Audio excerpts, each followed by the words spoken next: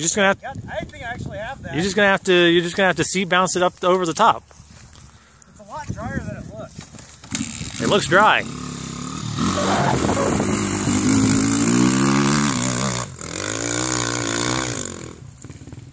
All right, welcome to our 5th update.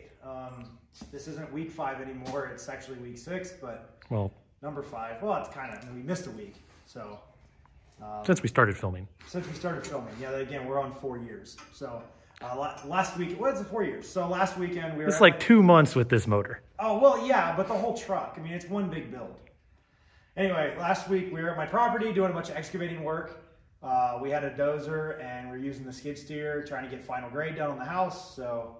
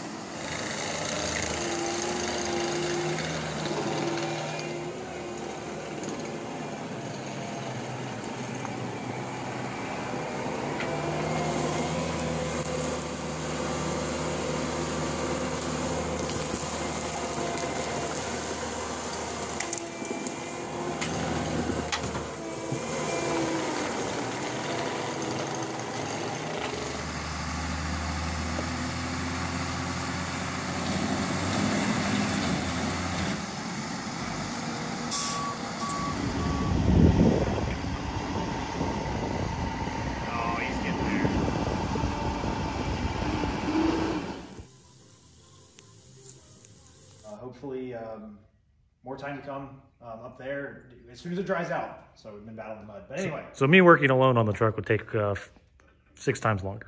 But you did accomplish some things. Anyway, so let's go into this week. So we did a lot of fab work this weekend. Well, elephant in the room is the motor is no longer in the... There's nothing no longer in it. So we took the trans out, we took the motor out, which actually, surprisingly, everything came out fairly smooth. Yep. It kind of, everything came apart the way we wanted it to. The exhaust slipped apart. The mounts came out amazingly. The bolts came out of the motor mounts, which we had to beat them in. They slid right out.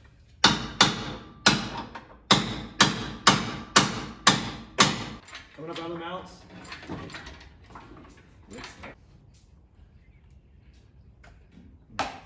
We may need another strap. We need another strap wrapped around. I think more.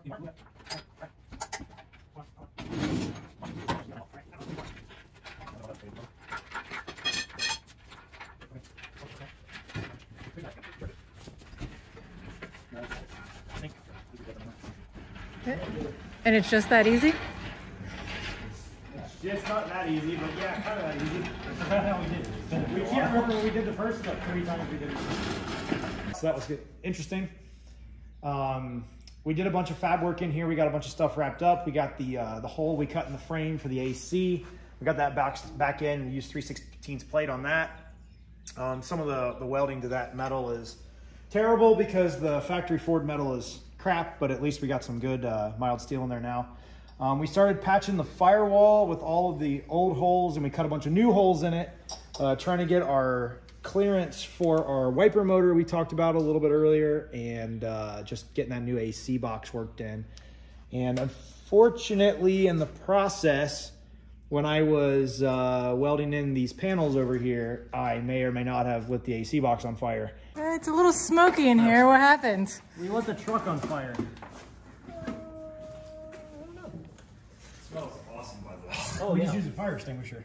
It melted the whole back of Well, back of the heater. the box out. Uh-oh.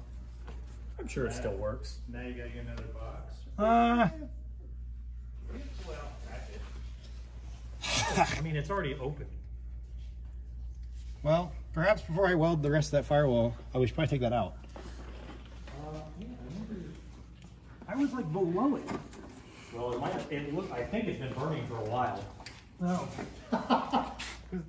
Got some gusseting done on the steering, so that's done. Frame is patched and done. The firewall is about done. We started putting the floor back together on the driver's side where we cut that out for the trans tunnel.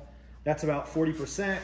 I want to get the transmission out of there and the interior out so I can really get down there and weld on it. But kind of give you a quick shot of the stuff we took out.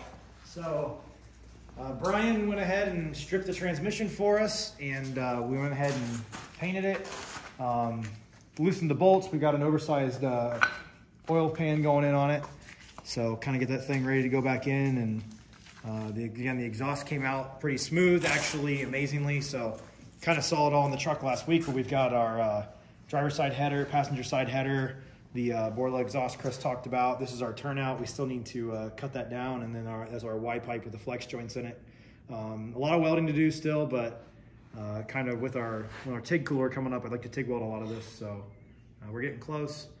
And we have the motor, which when it was kind of the weather was changing here, we had literally condensate dripping off all the steel in the truck, so it rusted everything that wasn't painted. So I started tearing the motor down when it was 20 degrees out, so it's been too cold to paint since I first stripped it. And so now we have a rusty mess. So we got some surface rust that we'll need to clean up, but then we'll paint the block and be ready to go back in. Yeah. So something else we got done, we got the trans cooler mounted. So that's... we mocked the tire rack back up to see the clearance. You guys haven't seen the rack on there. Kind of the way it sits, and obviously we built the whole truck to hold the 35s. We got plenty of clearance in the front for 35s. It all went together pretty smooth, so that was good. We'll kind of go around to the interior just so you can kind of talk us through what you accomplished, what you did, what you're working on. So, just a little bit of more paneling work. I got my switches and my I got the radio mounted in, and then clearance for the radio. These are going to be the AC vents, basically, when I get those and cut those out. The switch panel is going to basically sit in there underneath the panel, so we can pull everything out and still not have to move with any wiring. Yeah, we'll end up cutting a hole kind of in here for the switches to poke through, and keeping this top plate easily removable is the whole goal. Just so, like earlier today, we can get at things in a hurry if we have to. Yeah. I put a glove box, basically just a boat glove box, in the front panel, just to have stuff to keep insurance papers and things like that. And then Adam, you want to go ahead and pull that? Yeah. We'll kind of show you what happened to the AC box when I was welding in those patch panels in the front. I didn't really think about it a whole hell of a lot, but when we actually saw the flames, and you can kind of see that the entire back of the AC box is melted, and so there was a firewall mount right there at the bottom of that panel. You can see the hole there. When we took the bolt out, we didn't think about the fact that there was still plastic behind it. I just took the bolt out and put a plate over it and went to town. But so basically, it burned that down like a candle, and then it melted everything. And it's now it's laying on the floor. So one fire extinguisher expended. Well, yes. Well, a little bit of it, but it wasn't the first time on this truck. So no, the first time we actually lit this truck on fire, we were welding on the driver's side, and I don't know why, but there was leaking fuel on the frame rail. Was it the fuel or was it brake fluid? No, it was fuel. It was definitely fuel. And I lit the truck on fire with gasoline and freaked out and dumped a fire extinguisher on it then. And this time, fortunately, Chris was actually sitting in here when it lit on fire. So he said fire, and then he said, "Oh no, a fire." And then he said, "Oh no, a fire extinguisher now." And so we grabbed a fire extinguisher. Fortunately, we had one that worked. We actually have 2 or 3 in here. It was a little more than beat it out with your glove. You couldn't put it out with your glove. So, no, that was good. Did you talk through your climate controls, Chris?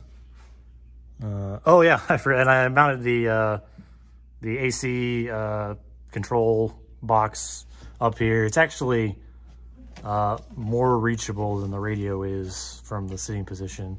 The distribution part isn't, you can't really get to that, but that's also the part we had to cut off. So yeah, so the distribution is just going to be whatever comes out of it, which is going to be, better than we had before. So I guess also this past week I spent a lot of time pulling the Ranger harness apart. So I basically cut down all of the engine portion of the harness, since we were still running all the lighting for the Ranger. so you can cut to see that mess of wires that I pulled out of the harness. But I mean, I think we're really getting close to finishing some of this stuff up and doing some paint work, and we're about ready to start pulling wires and put the motor back in and put the trans back in. Yep. Kind of glad that we didn't have all that in when we had the fire in the cab, because we didn't melt any of it, or that we know of. We may have melted something, but we're not sure. We're gonna take it all out and we'll find out, but we're definitely getting there. Projects to come. And turn that light off. Yeah, as far as plans for the next go around, we need to obviously finish up on the firewall. Right, and I don't want to finish the firewall until we take the stuff out of it. We learned our lesson. Yes. Well, maybe. Well, it'll probably catch on fire again, but finish the firewall refab. The wipers will be included in that, and then really, I think the next step is maybe do the suspension. Yep, probably. Change these top shock mounts like we talked about, and the bump cans, and we got to spend. Sam's got to spend a lot of time welding. Yeah, I've got a lot of welding to do for sure. The problem is I can't just sit down and put my hood on and start welding, because there's other crap to be done. So hopefully once we get into paint stage, Chris can be painting and prepping while I can just be burning and burning and burning, and hopefully hopefully we have the TIG cooler done too. So. Yeah, the TIG cooler will be done for sure. We just need a new Honda 450R fuel line, and I thought we were getting some pipe cook. We were going to upgrade that. We'll upgrade that line. That's the heritage of the line. So. No, I think we did. I think we had a good week, short weekend, but I think we got a lot done. Yeah, one day, but we had all hands on deck this week. Yeah, so. we had Adam was with us today. Shelly was with us today. Again, Brian helped us today. We had all 5 dogs, which is awesome. We tripped on them all day and fed them French fries. They loved it. So other than the minor mishap of catching the truck on fire, again, overall, it happens. We were making progress with all the welding I did. There's a reason we have fire extinguishers all around. There's a reason we have a fire extinguisher. This is true. Cool. I think that's about it. Yep. All right. Well, we'll catch y'all next week.